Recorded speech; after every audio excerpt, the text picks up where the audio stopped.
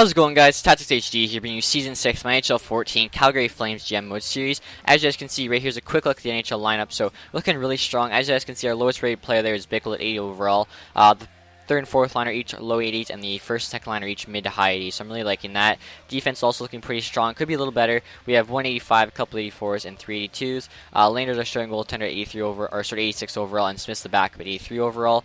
AHL team's also looking pretty good. Low to high 70s all throughout. A couple 60 overall players, not a big deal. And then defense is also looking pretty strong. 160 overall defense and only 69. The rest are mid to high 70s. Still have Dance there in the AHL at 83 overall. So definitely have to move either him or Smith this year. Can't really hang on to one of them. I'd like to get something back. 4.5 stars throughout still, so that's really good. Rear guys, before the trade deadline, I actually picked up Darnell Nurse off of waivers. Don't know what Edmonton was doing. I guess they're just going downhill ever since signing Brzgalov. 4.5 star red potential, not too bad at all, especially for a waiver pickup. If he can even turn into like a low 80 defenseman, that's definitely worth it. We're here at the All-Star game, guys. I didn't have a single forward make the team, but I did have Mark Giordano make the second line defenseman, as well as Laner make the backup goaltender spot. So that's pretty good to see. And we're here, guys. We're at the trade deadline now, and I decided to trade Smith for a first-round pick from Tampa Bay. I thought that was really good value, as he's my backup goalie. I still have Dance in the AHL. He's going to obviously come up and play backup. And right there, guys, you see I actually finished first in the AHL this year, so he did very, very well in the regular season. Right here, the scoring leaders. As you can see, Camilleri and Sedin were tied for first place on our team with 58 points. The rest of the first and second line did pretty well. No one really stood out to me this year. Obviously, some pretty decent scoring there from the third and fourth lines, and depth players that were obviously moving between the NHL and AHL. And then right here, guys, we're going to take a quick look at the AHL team. J.C. Lippin actually went off this year, 65 points in 71 games. That's good to see. Calvin DeHaan as a defenseman had 59 points in 76 games, so almost 50 assists from him. It would be good to see if Calvin DeHaan could maybe gain a little bit of overall, make our bottom pair defenseman in the NHL. Obviously, we've been holding on to him for a while. I think we signed him in the first year off season or second year off season, so he's getting pretty old now, so he's got to either make the team or just gonna have to let him go. Anyway, guys, right here actually at the start of the playoffs, and right after the first game there, Scout came back, so we had to fix that up. And we actually won the first game against LA and the second, so we were up 2-0. Then right there, we won the third game against LA, so I was hoping for a nice little sweep there. Unfortunately, they won the fourth game there against us, making it 3-1. And here, guys, somebody came back. I forget who it was, but we had some injuries and stuff, so I had to work out the lineup, so we were under the cap still. And as you guys can see, that's basically just what I'm doing here, trying to get it all figured out. And as you guys can see, like I was saying, we were up 3-0, looking for the sweep. We ended up losing the fourth game, so 3-1, then the fifth, so 3-2, then the sixth, so it was 3-3, and actually ended up losing the fourth. So unfortunately, we blew a 3-0 lead against LA, losing that 4-3, and that's never good, especially since we were the number 1 seed. LA was the number 8 seed, so kind of like some Vancouver LA action going on there, except it was Calgary LA, and LA played spoiler to us for sure.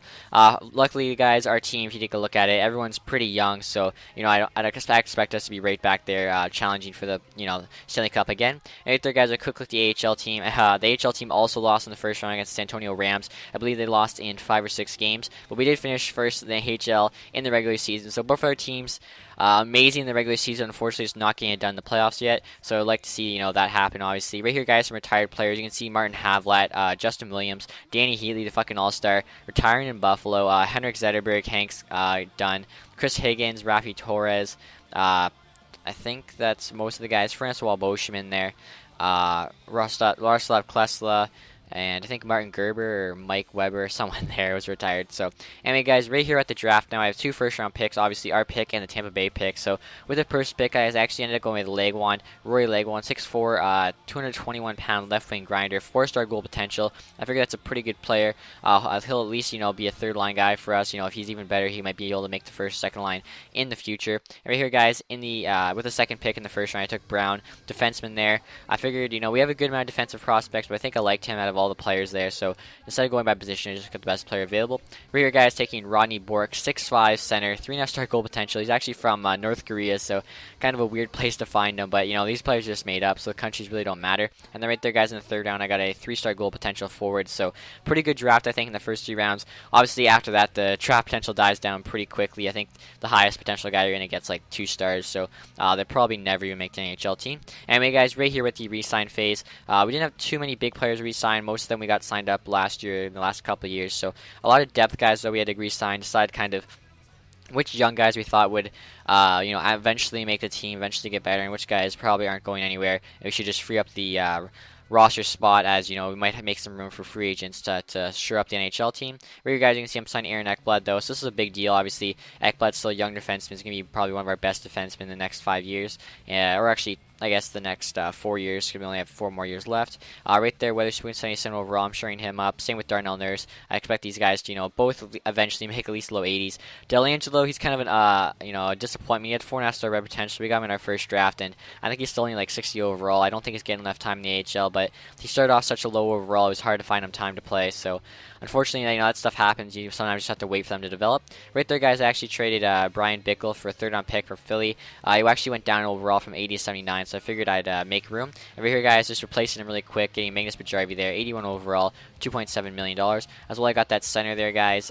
He was 83 overall for $2.5 million. That goalie there is just going to be an AHL goalie. And right here, I decided to sign Rick Griffin Reinhardt. A little bit more than I wanted to pay, obviously. $2.25 million for a 78 overall player is not what you'd like to pay. But with the 4.5-star red potential, I figure if he can turn out to be a really good player for us, then that's a steal.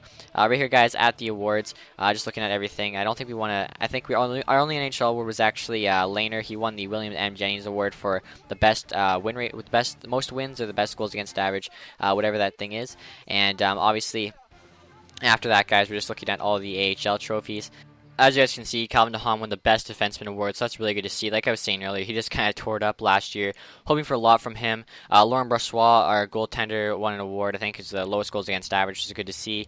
And, obviously we won the award for winning the most games in the AHL. So right here, guys, look at our NHL team. Looking pretty strong throughout. I think we're looking even better than last year. Our defense still looking pretty good. Unfortunately, Ehrhoff went down from 82 to an 81 last year, or this year, I should say. So that's unfortunate. He's probably going to keep decreasing, so we might have to move him out. Still have 86, 83 NHL goaltenders, obviously with Danks taking Smith's spot. AHL team looking good.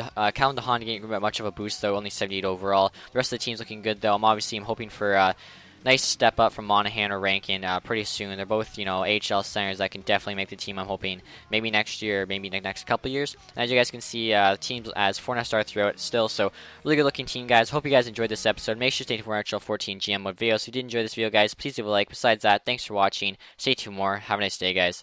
Goodbye.